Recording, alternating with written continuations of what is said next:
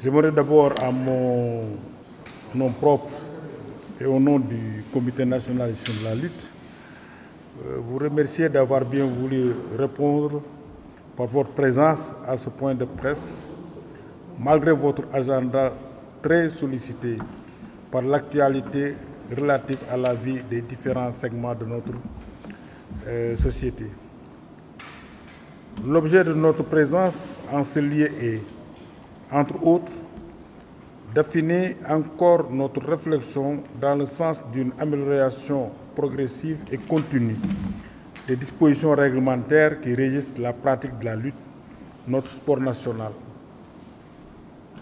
Dans ce sens, nous voudrions vous présenter le contenu de la présente circulaire qui rappelle celui de la circulaire numéro 0523 du 5 janvier 2023, tout en y apportant quelques modifications susceptibles de la renforcer pour une gestion optimale des combats de lutte. Il est évident que ces nouvelles dispositions seront appréciées différemment et le CNG portera une attention particulière aux différentes appréciations qui seront apportées par les uns et les autres au terme de cette présentation.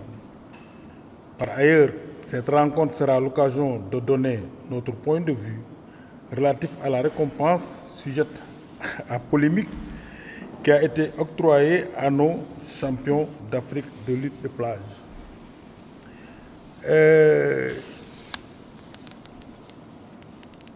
La circulaire numéro 2 2024 adressée au président de CRG, ARELS, promoteur, manager, entraîneur, lutteur,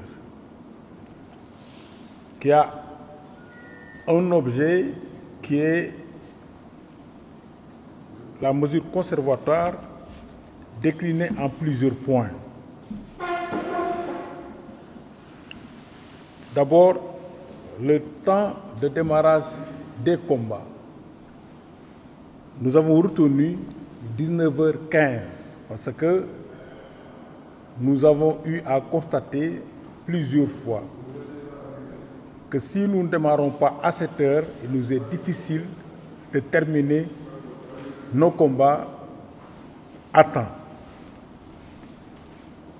L'autre point, c'est en fait les pénalités financières qui s'arrêtent désormais à la 29e minute et non à la 30e comme cela se passait avant.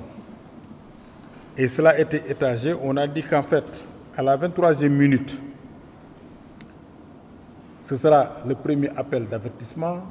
À la 26e minute, le deuxième appel d'avertissement. Et à la 29e minute, c'est en fait le troisième appel et dernier appel, n'est-ce pas, d'avertissement. Et maintenant, à la 30e minute, on passera, n'est-ce pas, au forfait, parce que là, on aura estimé que le lutteur n'est pas prêt à combattre ou bien il ne veut pas venir lutter. Il y a également le temps de préparation des combats préliminaires.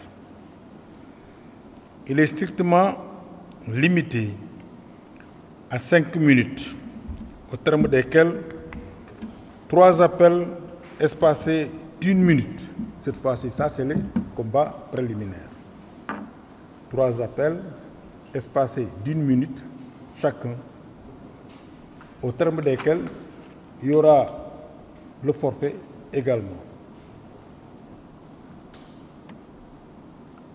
Le temps d'enceinte à l'arrivée, n'est-ce pas, du lutteur est de 5 minutes pour le grand combat et de 3 minutes pour les combats préliminaires.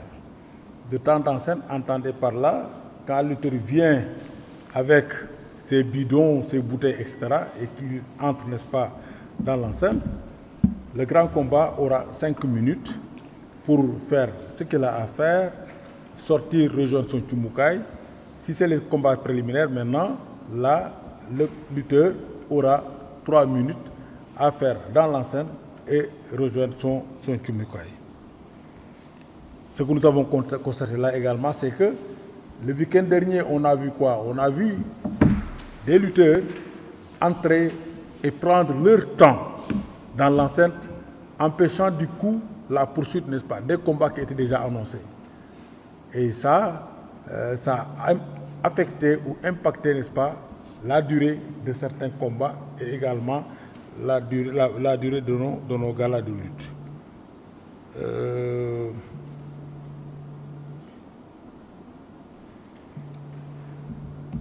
Ces mesures sont prises parce que tout simplement, le CNG a une mission principale de gérer et de développer la lutte.